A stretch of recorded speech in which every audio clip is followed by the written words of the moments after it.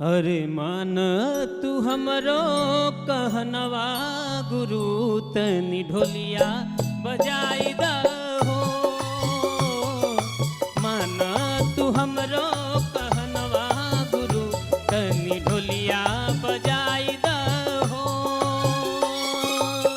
ढोलिया बजा द तनी गा के सुनाई द।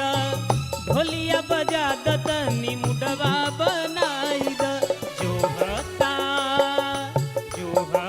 सगरो जहनवा गुरु तनी गा के सुनाई दहो। जो सगरो जहनवा गुरु तनी ढोलिया बजाई दहो। वाह संतोष बाबू, तू तो मरला एकदम सच में सबका मूड बना देलो हो। अब का करी, मूड तो बनवही के पड़ी। जनते बाड़ू की लोक रंग सुरों के संग के मन छा ना।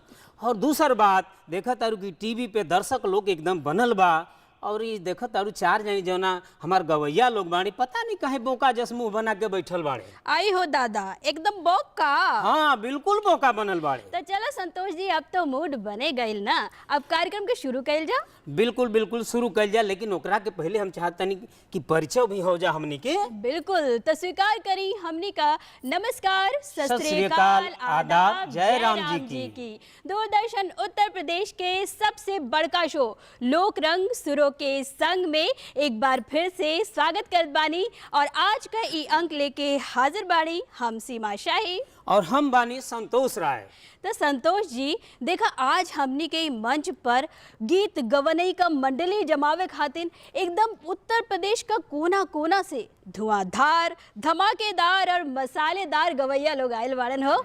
और देखा, इन लोग अपन जिला जवार का झंडा गाड़े बदे एकदम बेकरार बाड़न। तो हमके लगत आज गर्दा गर्दा मची का हो गवैया।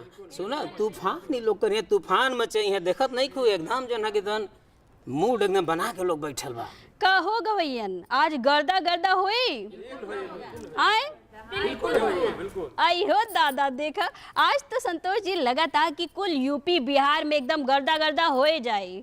और काहे ना होई, काहे कि हमारी कार्यक्रम का नंबे बाटे लोक रंग सुरों के संग। और हम तो कहते गर्दा गर्दा मचे से पहले तनी अपन गवैया लोगों का परिचय करा देवल जाए। हाँ हाँ बिल्कुल बिल्कुल। तो जोरदार तालियों से स्वागत करी जौनपुर का जवान आशीष पाठक अमृत जी का।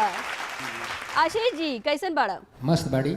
और का हाल चाल बा? सब एकदम चकाचक। तो जौनपुर का इमरती लेके आइल बड़ा कि नहीं? बिल्कुल बिल्कुल यार बढ़िया। तो हमने खा बिल्कुल एकदम। और देखा गीत गवानी बढ़िया हुई कि ना? बिल्कुल एकदम बढ़िया हुई। होए के चाहिए भैया, काहे काहे से कि देखा तीन जिला तोरे बगल में बैठा बा, सबके पछाड़े के बा। बिल्कुल बिल्कुल। और सीमा जी बता दे कि जो बगल में बैठल बाड़ी सरोज श्रीवास्तव जी, जवन की देवा महादेवा की धरती यानी बाराबंकी से चल के आई बाड़ी। और अवधि में आज ही रंग जमावे वाला बाड़ी हो के उसे कौन थोड़ी नहीं की। का हो सरोज जी? बिल्कुल। और आज जो ना लोक रंग सुरों के संग मंच पे तहलका होके के चाहिए। बिल्कुल होगा। बिल्कुल, तहलका तो होबे करी। हमारे कार्यक्रम का नंबर बा हो लोक रंग सुरों के संग। और साथ ही जोरदार तालियों से स्वागत करी भगवान राम का नगरी यानी अयोध्या से आयल शशिकांत दुबे जी का। धन्यवाद। तो शशिकांत जी कैसन हाल चाल बा अयोध्या का? एकदम फर्स्ट क्लास। बढ़िया बा, वहां तो माहौल एकदम रंगीन हो गया बा। खूब बनल बा माहौल। तो आज जोर जोर के गई बा कि ना? एकदम ठोक के गाई खूब सुनाई। बहुते बढ़िया। और जो बगल में देखी चौथा नंबर पे बैठल बाड़ी ज्योति शर्मा जी सुल्तानपुर से आयल बाड़ी। रउआ सबके बीच में हम चाहत कनी इन्हों के स्वागत हो जा। का हाल चाल बा हो? एकदम बस एकदम मस्त बैठो। तारा बगल में तीन जने जो पगड़ी बांध के बैठल बाड़े लोग, ये लोग के रउआ के धोवे के बाद गीत गौनी से गाना के परिचय से हम एकदम धोब। तो स्वागत बा रउआ के। तो चलो संतोष जी, कार्यक्रम के आगे बढ़ावल जाए। ई तरह हमार गवैया लोगन। अब चलो तनी परिचय हो जाए हमार बजवैयन का भी, काहे से कि इनका लोग का परिचय न कराओ तो इन लोगन हो जाई हैं बराती कर सियाइल फुफा। बिल्कुल बिल्कुल। बगल में जो कीबोर्ड इतना सुंदर बजावेला, इनका नाम अरविंद जी वर्मा जी होंगे। तनी बजा देती था। और साथ ही जोरदार तालियों से स्वागत करी प्रमोद सिंह जी का जो बैठल वाले ऑक्टोपैड पर। और साथ ही स्वागत करी ढोलक पर अपन उंगलियों का तान छेड़े बदे बेकरार श्याम जी शर्मा जी का। तो संतोष जी देखा, ई तरह हमारे कार्यक्रम का शोभा हमारे लिट्टी और चोखा। तो चलो कार्यक्रम के आगे बढ़ावल जाए। और सुरन के मैदान में ताल ठोके बदे हम सबसे पहले बुलावे चाहता नहीं